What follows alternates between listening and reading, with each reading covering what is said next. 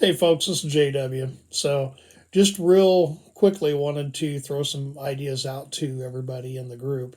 So, this this concept of survivalism and prepping is, for me, a very important area of my life. I believe that growing up, being in the Boy Scouts, I kind of had it ingrained in me about being prepared. I know some people think that's kind of funny, and um, they think that preppers are, extremists or, crazy weirdos, and maybe some people are. Maybe they are. But for me, it's about being realistic in my approach and practical in my approach to being prepared for realistic scenarios and situations. Now, we joke about it, about zombies and stuff, and I love joking about the zombie apocalypse.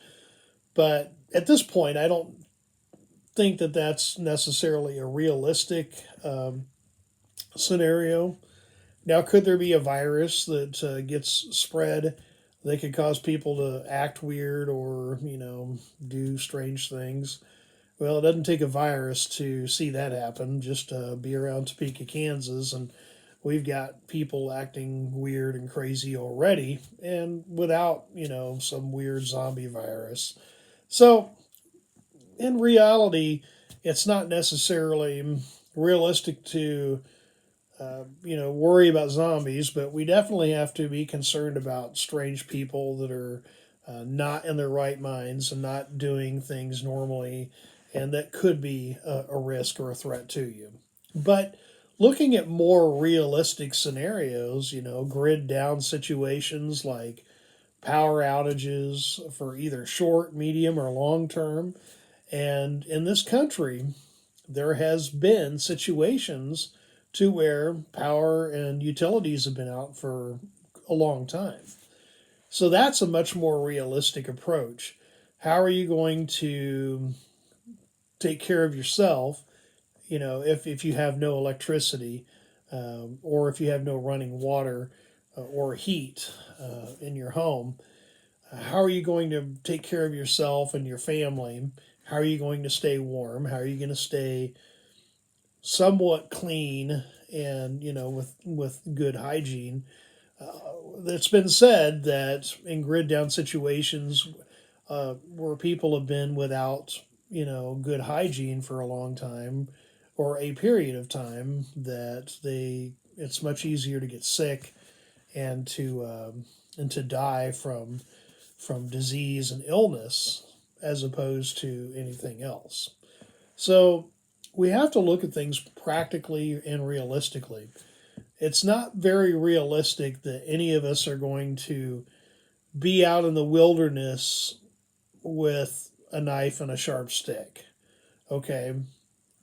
And that's it. Now, if you find yourself in that situation, by all means, do what you can to survive. But we're not going to willingly and knowingly put ourselves in a bad situation with as little as possible. I understand there are people out there that are minimalists. I understand that there are people that want to train with very little to nothing, and there's nothing wrong with that at all. But at the same time, that's a last resort situation. Those are things that we don't want to happen. We want to avoid that at all costs. So that's why it's important that we prepare.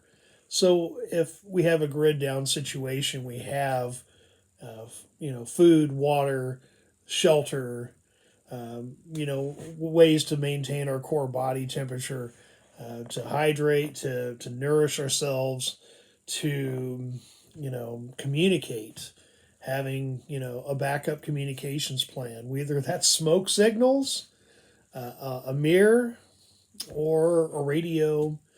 If we're in a grid down situation, it's very possible that cell towers could be down as well. So we want to prepare to cover as wide a variety of things that we can, but we have to remember that we want to keep it realistic and practical at the same time. Now, I was watching a content provider on YouTube earlier this evening, and he was talking about how somebody contacted him and said, "Hey, how can I prepare to have 10 years worth of emergency food?" Well, the reality is you probably don't unless you have unlimited funds and space. Unless you're a very wealthy individual, you probably don't or won't be able to um, have 10 years of food stored up unless you're going to eat a bean a day or something. Um, and I'm just being humorous about it. And the other question that that person asked was, what can I do to survive, nuclear fallout and Holocaust if we are attacked by nuclear, attack?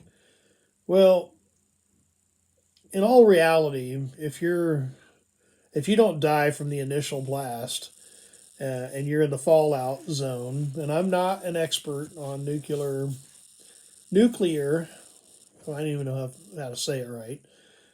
Um, I'm not an expert, but I can tell you this: if you didn't get killed in the blast and you're in the fallout area, you're going to wish you did get killed in the blast. Radiation sickness is no joke. Maybe taking an iodine tablet or whatever might help, maybe not, but the burns, the sickness, and all the things that go with that, um, you know, it's going to be a bad day. So let's approach survivalism and prepping with a little bit more of a practical and realistic approach. Let's talk about grid down situations. Yes, we can also talk about civil unrest and without rule of law. Those are a little more, realistic considering that we've had areas of our country where there has been mass rioting based on political and social issues that our country is facing. But we want to be prepared to deal with a wide variety of things. And what I mean is well rounded. You want to have food, water, nutrition. You want to have medicine, medications, over the counter, prescription meds, whatever you think you're going to need. Like if you're on prescription meds, maybe have a talk with your doctor and say, I'm kind of one of those people that I'm a little concerned that, if we have a grid down situation, maybe I won't be able to get my prescription refilled. So is there a way I could kind of get out ahead of that a little bit? Not there's nothing wrong with talking to your doctor about that. Saying, listen, I want to be able to take care of myself and my family in case something bad happens. And there are physicians out there that will help you and take care of you in that way.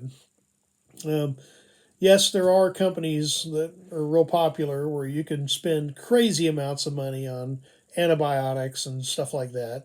It used to be the big thing was fish antibiotics, like fish mocks and stuff like that. I don't know if that's even a thing anymore. To be honest with you, I think the FDA kind of caught on to that little loophole there. So I would definitely do your homework before taking any medications that are made for animals, fish as well. So being prepared for a wide variety of realistic scenarios and understanding that, it's not very likely that you're going to have, you know, 10 years worth of food stored up. Even a year is stretching it. So, my recommendation, and this is just my recommendation, is if you can set a goal for yourself and when you go shopping, you pick up a little bit of extra canned goods and stuff, have about a 3 month supply buffer that you've got in your pantry, in your totes, or in your closet, or whatever you're going to use to store the food in. A 3 month supply, in most situations in our normal society today, would probably take care of you, get you through. But you also have to consider how many mouths you have to feed, and then also those unexpected,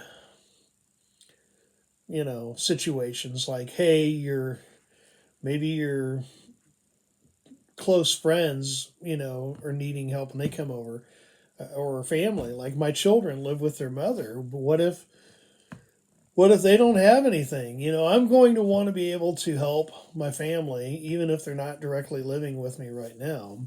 So being prepared with a realistic and practical approach, I think, is going to serve you much better than trying to plan for 10 years worth of food and, burying a school bus in your backyard to, some kind of weird bunker.